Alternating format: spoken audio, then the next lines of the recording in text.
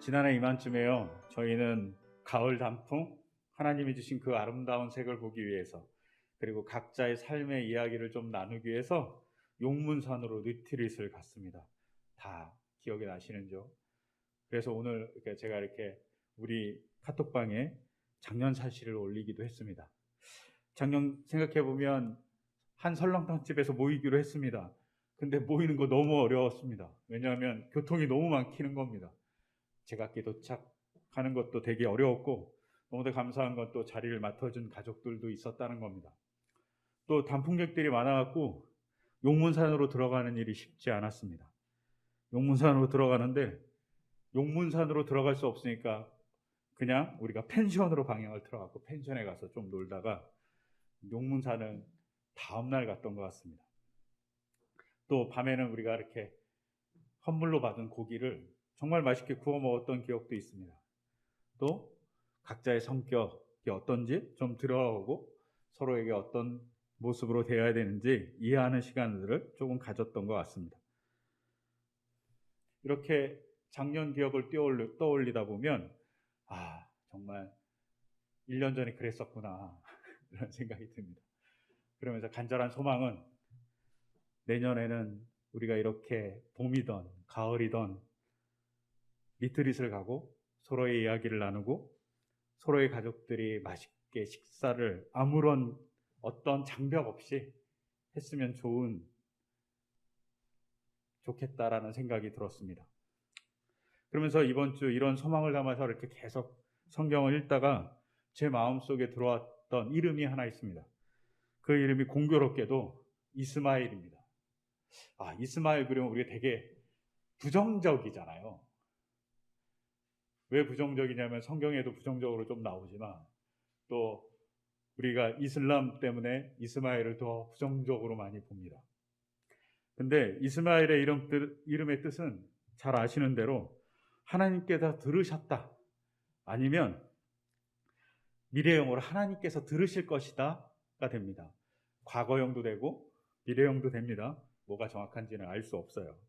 근데 이스마엘의 이름을 기독교인이 부정적으로 생각하지만 이스마엘하고 비슷한 이름이 있습니다. 예언자 스마야입니다. 이스마엘, 스마야, 히브리어로 보면 같은 글자예요. 앞에 이스마엘은 이자가 있는 것 뿐이고 스마야나 이스마엘이나 같은 말이에요. 야가 붙고 엘이 붙었던 차이가 있지만 둘 다 똑같이 하나님께서 들으셨다, 들으실 것이다, 뭐 이런 말입니다. 이렇게 보면 이제 우리는 이스마엘이라는 이 단어가, 그리고 이 이름이 대단히 좋은 이름이라는 사실을 알 수 있습니다. 근데 이 이름이 듣게 되기까지의 과정을 보면 큰 아픔입니다. 먼저 그 과정을 보기 위해서 우리가 잘 아는 대로 아브라함을 볼 필요가 있습니다. 우리가 잘 아는 대로 아브라함은 믿음의 조상이지 않습니까? 그리고 심지어는 자기의 육체의 조상이라고 얘기하는 민족이 되게 많이 있어요. 이 정도로 아브라함은 모든 자들의 조상입니다. 그런데 아브라함이 이렇게 조상이 되기 위해서 어땠습니까? 하나님께서 이 사람을 부르십니다. 너의 아비의 집에서, 너의 고향집에서 떠나서 내가 지시할 땅으로 가라라고 합니다. 이때 아브라함의 나이가 몇 살이었을까요? 이때의 아브라함의 나이는 75세였습니다. 아브라함이 몇 세에 죽었을까요? 아브라함은 175세에 죽었습니다.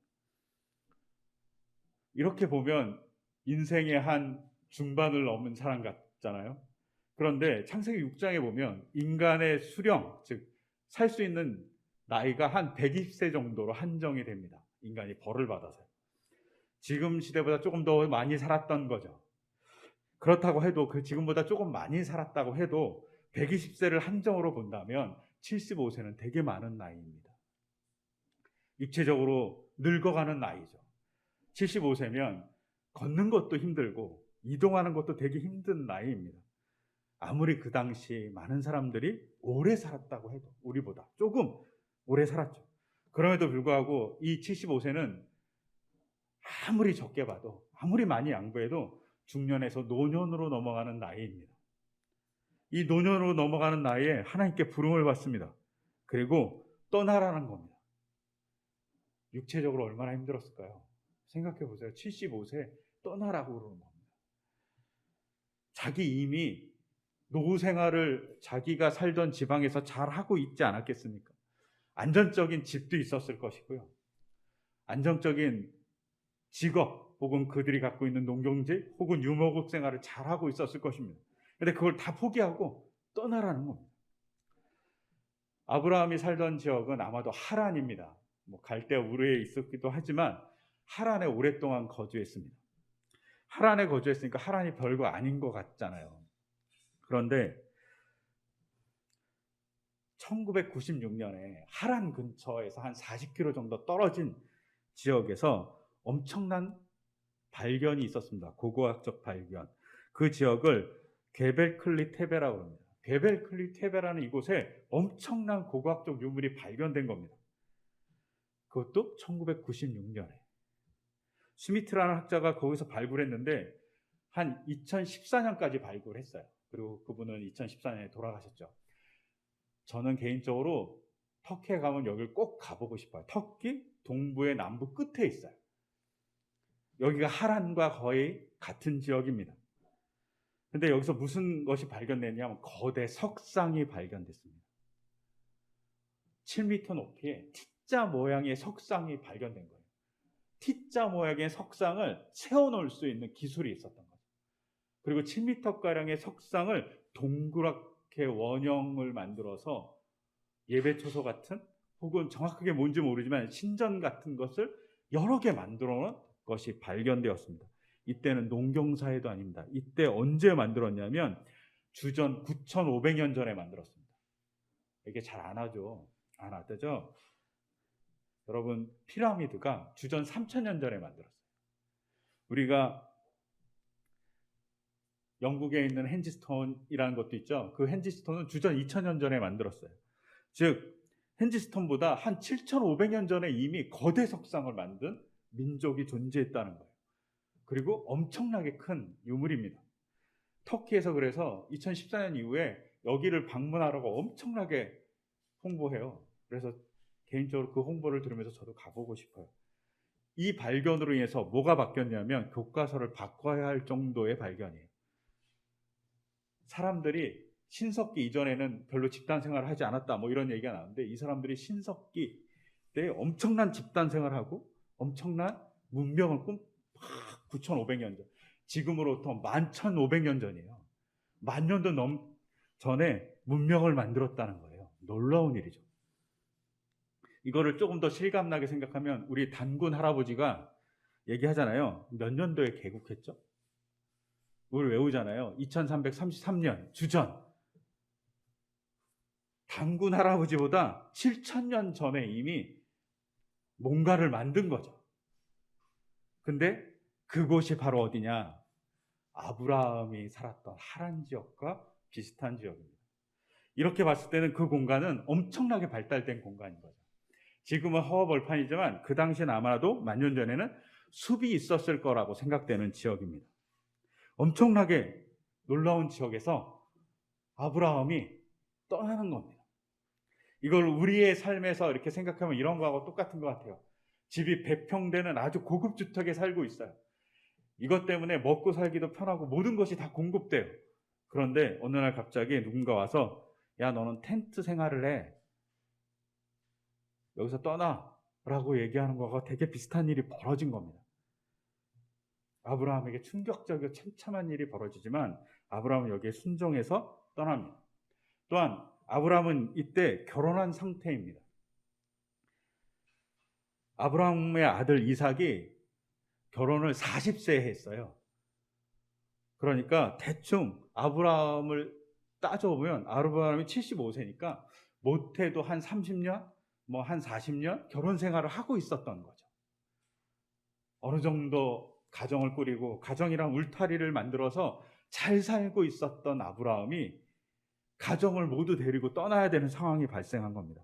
우리가 그렇잖아요. 홀로 여행 가기는 편하지만 가족끼리 여행 가는 거 너무 어렵잖아요. 저도 혼자 여행 갈 때는 별거 필요 없는데 가족이 여행 가자니 신경 쓸 게 너무 많아요. 똑같은 상황이 발생했을 것입니다. 근데 아브라함은 이런 어려운 상황에서 하나님의 명령을 듣고 떠납니다. 그 명령 중에 뭐가 있냐면 한 민족을 이루고 하나님의 뜻에 따라서 거룩한 백성이 되게 하는 일들을 하고 축복의 통로가 되는 것도 있었습니다. 그래서 정말로 이들이 떠나서 엄청난 부를 축적합니다. 부를 축적한 것 증거가 뭐냐면 자기의 조카인 롯과 함께 같이 떠났는데 같이 거주할 수 없다고 창세기 14장에 나옵니다. 같이 거주할 수가 없어요. 너무 양이 많아서, 너무 염소가 많아서. 이 정도로 부의 축복을 받죠. 그런데 문제가 하나 있어요. 다 축복받았는데 하나님이 민족의 조상이 되게 하겠다고 했는데 자식이 없는 겁니다. 75세에 떠났는데 우리가 잘 아는 대로 100세의 자식을 얻죠. 25년 동안 못 얻어요. 근데 자식을 주겠다는 나이도 75세 할아버지예요. 근데 그 할아버지에게 희망을 줬는데 25년 동안 안 주시는 거예요. 하나님 너무 잔인하죠. 또 심지어는 하나님 되게 심술꾸져요. 왜냐하면 이 사람들이 가나안 땅에 왔을 때 가나안 땅에 바로 정착할 수 있게 배려해 주면 되는데 가나안 땅에 돌아와서 딱 와서 정착하려고 하니까 가뭄을 들게 하세요. 그리고 어떻게 하죠? 이집트까지 내려갑니다. 그리고 이집트에서 온갖 수모를 듣고 또 자기 아내가 너무 미모가 뛰어났나 보죠. 할머니가 65세 할머니한테 막 사람들이 반하는 거죠. 그러니까 이 반하는 일 때문에 자기 아내를 누이라고 속입니다. 또 그랄 지방에 가서 똑같은 일을 합니다. 정착하게 한다면 잘 해줄 수 있었는데 하나님이 정착도 잘 안 하게 해주세요. 정착도 잘 못하는데 아이의 소식은 아예 존재하지 않습니다. 정말 화가 나겠죠. 하나님 나한테 왜 이러실까? 하나님 나한테 왜 이렇게 고생을 시키실까? 원망할 수도 있습니다. 정작 정착한 다음에 아이를 주셔도 좋은데 정착한 다음에도 아이를 주지 않습니다. 그러니까 아브라함이 어떻게 하죠? 저한테 종이 있어요. 엘리에셀이라는. 이 사람을 양자로 드리겠습니다. 하나님께 얘기하니까 하나님이 단칼에 거절합니다. 너한테 자식을 줄 거야. 그럼 빨리 줘야 되지 않겠습니까? 근데 아브라함이 자식을 하도 안 주니까 사라가 어떻게 하냐면 자기의 종인 하갈을 첩으로 줍니다. 근데 하갈을 첩으로 줘서 아들을 낳긴 해요. 이스마엘. 근데 그때가 86세입니다. 근데 그 아들도 아들이 아니라고 그러는 거예요. 하나님 정말 이상하죠. 정착했으면 주면 되잖아요. 안 주십니다. 왜 이랬을까요? 왜 이들은 정착해도 힘들고 하나님이 약속해서 자녀를 주고 민족의 조상이 되겠다고 했으면 빨리빨리 주셔야 되는데 하나도 제대로 주지 않는 일이 발생합니다. 그러자 어떻게 합니까? 사라가 조급해집니다. 왜? 자기가 아이를 못 낳을 나이가 점점 다가오니까요. 그러면서 사라가 오늘 우리가 읽지 않았지만 창세기 16장 2절에 이렇게 얘기합니다. 아브라함에게 말하기를 주님께서 나에게 아이를 가지지 못하게 하시니. 사라가 얘기합니다. 하나님이 우리에게 아이를 준다고 했는데 여보, 하나님이 나한테 아이를 가지지 못하게 하네. 이렇게 순하게 얘기했을까요? 저는 되게 원망같이 얘기했을 것 같아요. 여기까지 정착했는데 내 나이가 몇 살인데 70이 넘었을 거거든요. 나에게 아이가 없다고. 하나님이 나에게 아이를 가지지 못하게 한다고 적극적인 원망을 했을 겁니다. 마음에 분노가 있었겠죠. 그럼에도 불구하고 사라가 그 당시 이렇게 문화를 보니까 첩을 들여서 대를 잇게 하는 것이 문화였던 거죠. 그리고 그 첩이 난 아들은 자신의 아들이 되는 문화였어요. 그러니까 그 문화에 따라서 아브라함에게 얘기합니다. 나로 할 수 없으면 내 몸종인 하갈을 통해서 합시다. 첩으로 줍니다. 이 첩으로 주는 행위는 어떻게 사라에게서 보면 적극적으로 하나님의 명령을 자기가 실행하는 것 같이 보입니다. 적극적으로 하나님의 뜻을 실행하기 위해서 자기가 너무나도 싫지만 자기 몸종을 아브라함에게 주는 것까지 하는 놀라운 결단을 한 것 같이 보여요. 하지만 이 속에는 하나님에 대한 물어움이 없어요. 하나님, 이게 괜찮은 일일까요? 하나님의 약속의 성취가 하갈을 통해서 이루어지는 건가요? 라고 물어보지 않아요. 사라는 자기의 주위에 있었던 문화를 가지고 판단해서 자기 마음으로는 하나님의 일에 적극적으로 동참한다고 생각하는 일을 한 겁니다. 이 속에는 한번 사라의 입장에 대해서 한번 생각해 보시면 사라의 마음은 처참했을 겁니다. 자식을 놓지 못하는 신세가 한탄스러웠을 것이고요. 하나님의 약속을 이루지 못하는 자신이 미웠을 겁니다. 또 개인적으로는 16장 2절에 나온 대로 하나님을 원망하는 마음도 있죠. 왜 하나님이 나한테 아들을 주지 않는 거야? 그러면서 어떤 한 마음에는 의심스러운 마음이 하나 있었을 겁니다. 어떤 마음? 아브라함이 아이를 낳지도 못할지도 모른다 라고 생각해서 아브라함에 대한 원망도 있었을 겁니다. 이런 여러 가지 입장을 가지고 하갈을 사라가 몸종을 첩으로 줍니다.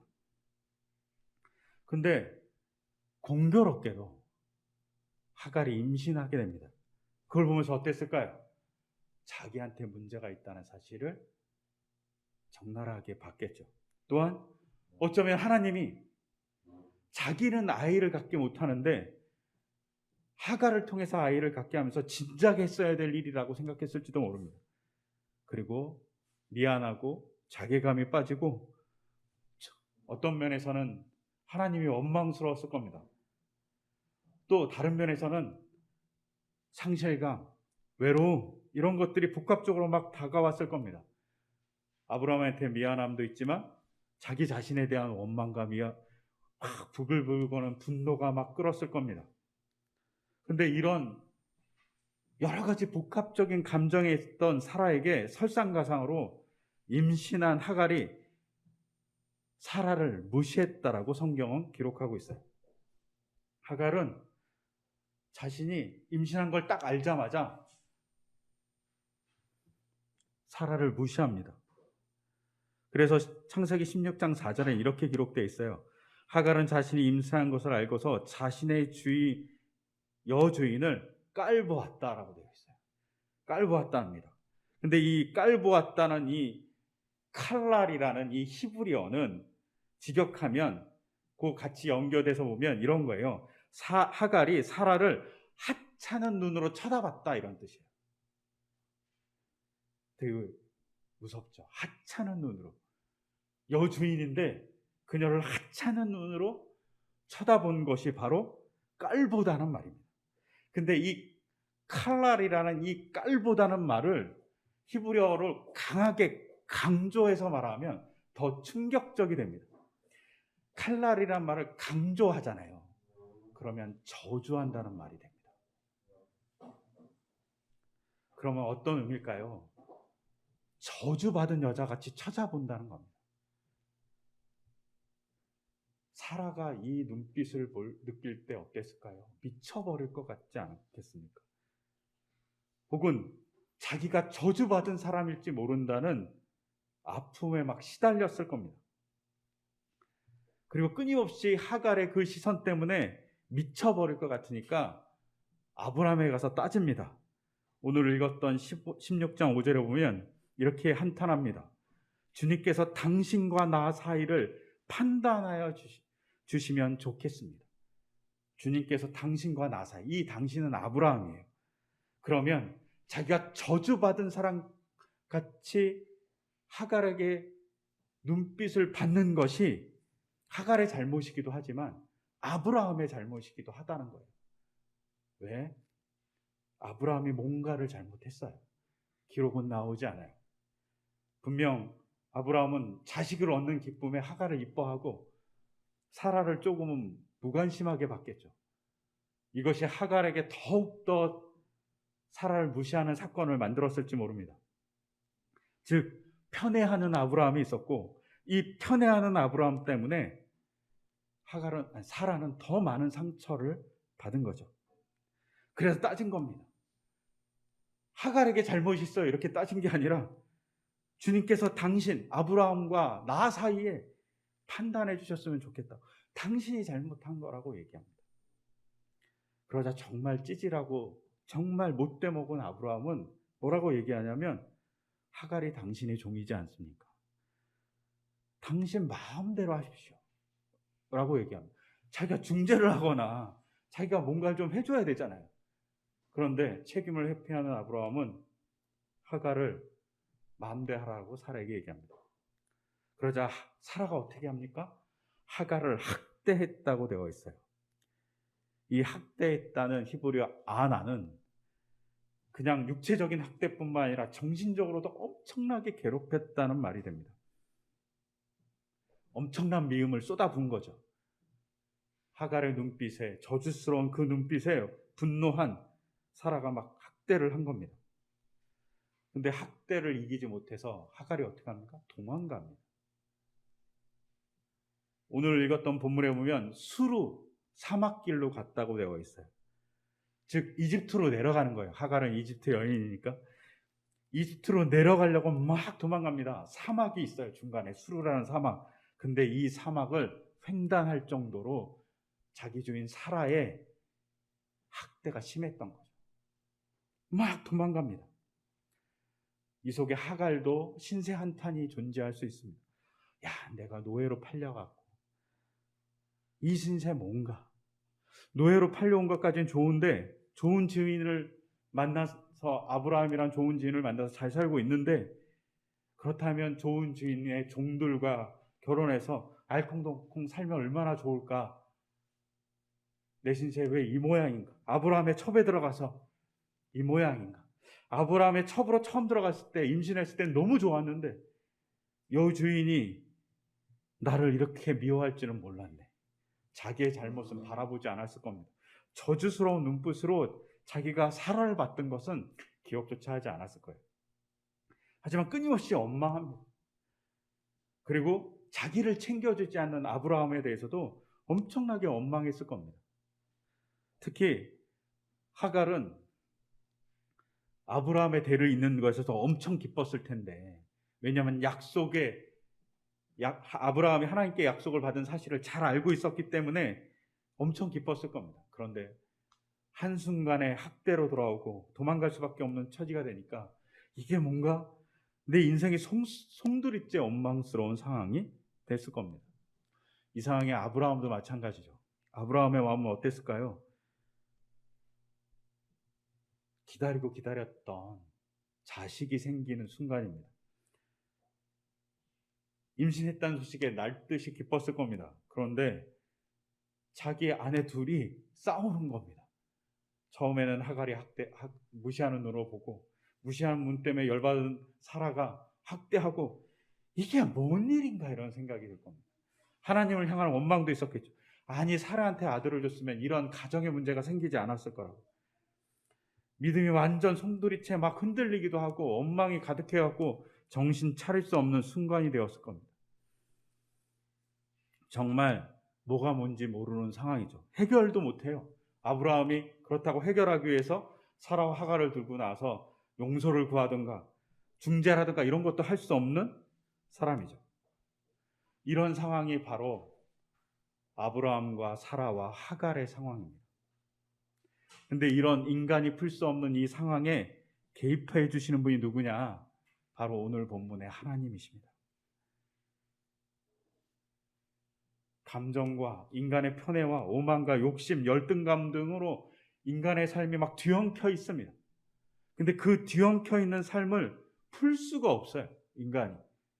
감정이 너무 미움으로 가득 차서, 감정이 무책임해서, 감정이 들뜨고 어쩔 수 없어서 풀 수 없는 상황이 됐을 때 사막 한가운데 쓰러져 있는 여인에게 하나님이 찾아가십니다. 그리고 그 여인에게 이렇게 부릅니다. 사라의 종 하갈아, 내가 어디서 와서 어디로 가느냐? 라고 물어봅니다. 여기서 중요합니다. 하갈이 대답합니다. 나의 여주인 사라에게서 도망하여 나오는 길입니다. 라고 천사에게 대답합니다. 여기서 어디서 왔느냐고 물어봤는데, 장소로 물어보는데 하갈은 사람으로 대답합니다. 사람으로 대답할 정도로 사라의 학대가 심했던 거죠. 그러자 천사가 뭐라고 얘기하냐면 너의 여주인에게 돌아가라.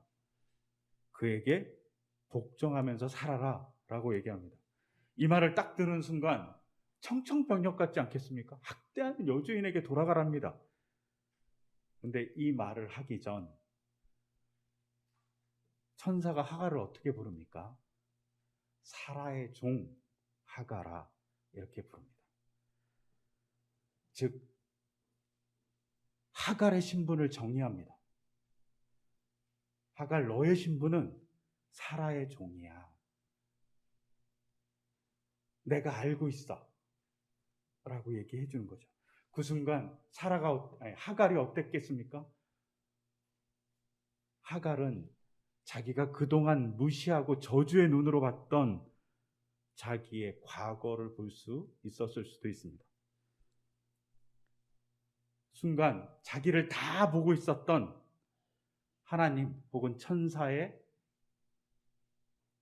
눈이 의식되었을 수 있습니다. 그러면서 돌아가라고 얘기하는 그 말에 나를 다 보고 있었던 분이 돌아가라고 하는구나. 그리고 그분이 너의 잘못은 복종하지 않은 거니까 복종하라고 얘기하는구나 라고 들을 수 있습니다. 그러면서 이 말에 뭐가 있을까요? 너의 삶을 내가 다 봤어. 어렵지. 네가 돌아가서 복종하면 내가 너를 돌봐줄게라는 암묵적인 도와줌에 대한 의미도 포함되어 있습니다. 그것을 알 수 있는 건 그 뒤에 나오는 아들에 대한 이름입니다. 천사가 여기서 멈추지 않고 뭐라고 얘기하냐면 하갈이 아들을 낳을 거라고 그래요. 딸을 낳는 게 아니라 아들을 낳는데 그 아들은 들나귀 같을 거라고. 들나귀라는 게 집나귀하고 달라서 강하고 자유로운 동물이랍니다. 즉 강한 사람이 될 거라고. 이 말 속에 뭐가 있을까요? 하갈 너를 내가 강하게 지켜준다는 암묵적 의미가 포함되어 암묵적 의미가 포함되어 있다고 볼 수 있습니다. 즉 하갈 너는 너의 아들이 강한 것 같이 강하게 날 것 같이 내가 너를 강하게 돌봐줄게. 들나귀의 어머니 즉 강한 자의 어머니가 되게 해줄게 라고 얘기해 주는 겁니다. 그러면서 더 확신을 줍니다. 뭐라고요? 너의 아들의 이름은 그 이름을 아브라함에게 얘기하는 게 아니라 아브라함에게 얘기하는 게 아니라 하갈에게 얘기합니다. 뭐라고 얘기하냐면 이스마엘이라고 얘기해 줍니다. 조금 전에 얘기했죠. 이스마엘 하나님께서 들으신다. 하나님은 하나님께서 들으실 것이다 라는 이야기입니다. 즉 과거와 미래를 다 포함한 단어입니다. 즉 하나님께서 이미 너의 원통함을 들으셨어. 부르짖음을 들으셨어. 그러니까 걱정 말고 가라라고 얘기해 준 겁니다. 너의 아들의 이름을 미래로 정해줬잖아. 이스마엘. 내가 계속 듣고 있겠다라고. 네가 사라에게서 학대받았던 그 아픔의 부르짖음을 내가 들었어. 그리고 가서 너가 혹시 학대받을 그 부르짖음 또한 들을 거야. 그러니까 그 중간에 내가 이렇게 나타난 것을 보면 너를 끊임없이 지켜주는 자로서 내가 존재한다라고 천사가 혹은 하나님께서 그에게 하갈에게 얘기하는 겁니다. 전 이 속에 중요한 관점이 있습니다. 인간의 실수 속에 찾아오시는 하나님이십니다. 인간이 막 실수해요. 자기 나름대로는 신앙을 잘 지켰다고 생각하고 자기 나름대로는 신앙의 행위라고 하지만 하나님 보기에 안 좋을 수도 있고 좋을 수도 있습니다. 그런 인간의 실수의 자리에 하나님이 찾아오시는 거죠. 아브라함도 사라도 하갈도 이 이스마엘의 탄생의 배경 안에 자기들의 감정적 소모와 아픔들이 쌓이고 쌓여서 해결할 수 없을 때 하나님이 찾아오셔서 해결합니다. 근데 누구를 통해서 해결하냐면 하나님이 해결할 때 아브라함한테 뜩 나타나고 야 네가 이런 잘못했잖아. 사라한테 잘해주고 하갈한테 잘해줘. 하갈한테는 이런 잘못이 있으니까 너가 고쳐주고 사라한테는 이런 잘못이 있으니까 네가 고쳐줘 라고 얘기하지 않습니다. 혹은 사라에게 찾아와서 너 임의대로 하갈을 줬잖아. 그리고 네가 네 마음속에 미워했잖아. 학대했잖아. 라고 얘기하면서 하나님이 사라에게 나타나지 않습니다. 아브라함, 사라, 하갈 이 셋 중에 가장 연약한 사람에게 나타납니다. 가장 힘이 없는 사람 누굽니까? 하갈입니다. 종에게 나타나서 문제를 해결하죠. 이 속에 하나님의 놀라운 역사가 있어요. 작은 자를 통해서 일하시는 하나님이 계십니다. 작은 자를 통해서 하나님이 일하시니까 그 작은 자를 통해서 일하시는 하나님을 보면서 큰 문제도 해결하시는 하나님을 보는 거죠. 작은 자가 큰 문제를 해결하는 겁니다. 이 속에 이 해결을 위해서 뭘 해야 됩니까? 이 해결을 위해서 하나님이 그냥 내가 다 해결했어, 그냥 너는 먹고 살아, 이런 게 아니라 하갈이 여주인에게 돌아가야 될 일이 필요합니다. 여기서 중요한 거예요. 하갈이 돌아가지 않으면 문제가 해결되지 않는 겁니다. 근데 그 하갈이 돌아가는 그 상황은 어떤 거냐면 불완전한 상황입니다. 되게 불안한 상황입니다. 근데 하갈은 그 불안한 상황으로 돌아갑니다. 아브라함도 하란에서 떠날 때 불안한 상황으로 가는 거였습니다. 그래서 어떤 영성학자는 이런 얘기했습니다. 영성이란 불안한 상황으로 들어가는 일이다. 영성이란 안락하고 하나님과 만나서 즐겁고 재밌고 이런 상황으로 들어가는 것이 아니라 하나님의 명령을 듣고 그 말씀을 따르기 위해서 불안한 상황으로 들어가는 것이 영성이다. 그래서 이 영성을 향해서 뒤엉킨 영성이라고 정의한 학자를 본 적이 있습니다. 뒤엉킨 삶의 자리로 가는 것. 근데 어떻게 가는 겁니까? 하나님의 말씀을 가지고 가는 것. 그것이 바로 영성이라고 얘기합니다.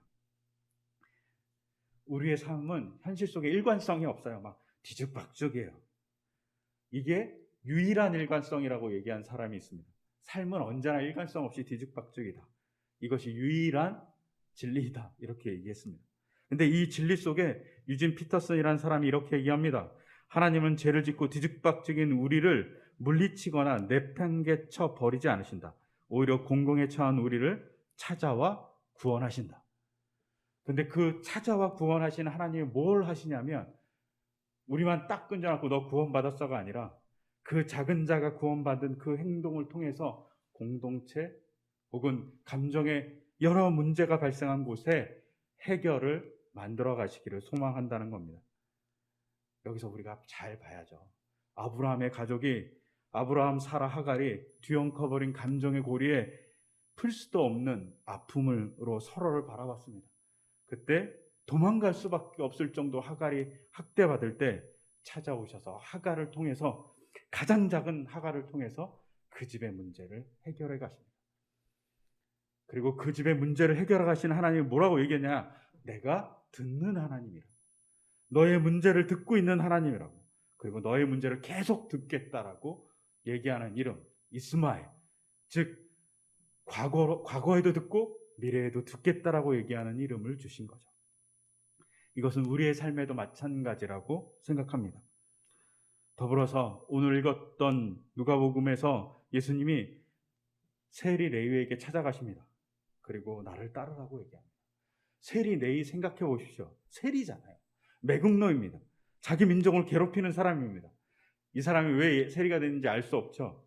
이 사람이 돈을 좋아해서 세리가 될 수도 있고 아니면 먹고 살기 위해서 세리가 될 수도 있고 혹은 가족을 위해서 자기가 희생해야지라고 해서 세리가 될 수도 있습니다. 아니면 시대의 흐름이 로마 제국이니까 로마 제국에 따라서 세리가 될 수도 있습니다. 어떤 면에서는 죄책감 없이 세리로서의 역할을 충실히 실행했을 수 있습니다. 꼭 예루살렘의 아히만의 아히만 같이 말입니다. 그런데 이 뒤엉켜버린 자기 스스로는 해결할 수 없는 레위에게 예수님이 찾아가셔서 내 제자로 와라 라고 얘기합니다. 그 삶에 뒤엉켜버린 레위의 삶을 해결해 주신 분이 하나님이시고 예수님입니다. 이것이 바로 찾아오시는 하나님, 찾아오시는 예수님, 그리고 우리의 삶에 대해서 듣고 계속 들으시는 하나님에 대한 이야기일 겁니다. 그리고 그 하나님에 대한 이야기를 우리가 할 때 뭘 해야 되냐? 들으심의 전제는 부르짖음입니다. 우리의 삶에 대한 부르짖음이 있어야 됩니다. 하갈이 부르짖었기 때문에 들으셨겠죠. 고통에 대한 외침이 있었기 때문에 들으셨을 겁니다. 사라의 원통함, 아브라함이 나는 이 상황이 뭔지 모르겠다 하는 한탄, 이 모든 것을 들으신 하나님이 있기 때문에 찾아오는 하나님도 존재합니다. 즉 부르짖음이 존재할 때 들음도 같이 존재합니다. 우리가 삶이 되게 어렵잖아요. 제가 이렇게 성도님들 가끔 여러 이야기를 듣다 보면 삶이 어렵구나. 가끔은 잠이 오지 않을 때가 있어요. 어려움을 들을 때. 그때 저도 부르짖어야 되지만 삶의 어려움 중에 한가운데 있을 때 하갈과 같이 우리가 부르짖을 때 우리의 많은 문제들을 풀기 위해서 찾아오시는 하나님의 놀라운 역사를 만나게 되실 거고, 또 의도하지 않게 어떤 작은 부분이 하나님의 도구가 돼서 내 삶에 큰 영향을 주는 일들이 발생할 거라고 저는 믿습니다. 그런 우리의 부르짖음과 작은 일을 통해서 역사해 주신 하나님을 우리가 삶에서 만날 것을 간절히 소망하면서 기도하시면 좋으실 것 같아요. 내 문제를 바라보면서, 우리 가족 혹은 우리 공동체의 문제를 바라보면서 말입니다. 그렇게 됐을 때 하나님이 우리에게도 이스마엘, 내가 너의 문제를 들었어 라고 얘기하는 그 은혜의 하나님의 목소리를 듣는 우리 되기를 소망합니다. 그렇게 되기 위해서 이 시간 다 같이 기도하겠습니다. 제가 기도하겠습니다. 하나님, 삶의 자리에 문제를 바라봅니다. 육체적으로, 정신적으로, 사회적으로, 혹은 사람들의 관계 안에서 말하지 못할 끙끙거리는 문제들이 얼마나 많은지 모릅니다. 하나님, 그 문제를 그냥 그래, 어쩔 수 없어 라고 하는 것이 아니라 우리가 신음하면서 하나님께 부르짖기를 소망하고, 우리가 말할 수 없는 아픔으로 신음할 때 하갈의 아픔을 들으셨던 주님의 그 자비로움이 우리에게도 같이 하시기를 간절히 소망합니다. 하나님, 우리의 아픔을 들어주시고 하갈을 만났듯이 우리의 인생의 사망에서 하나님 우리를 만나주시고 우리에게 갈 길을 알려주시고, 또 그 문제를 해결해가는 작은 자로서의 삶을 잘 살아갈 수 있도록 주께서 역사하여 주시옵소서. 이 모든 것 주 예수 그리스도의 이름으로 기도드립니다. 아멘.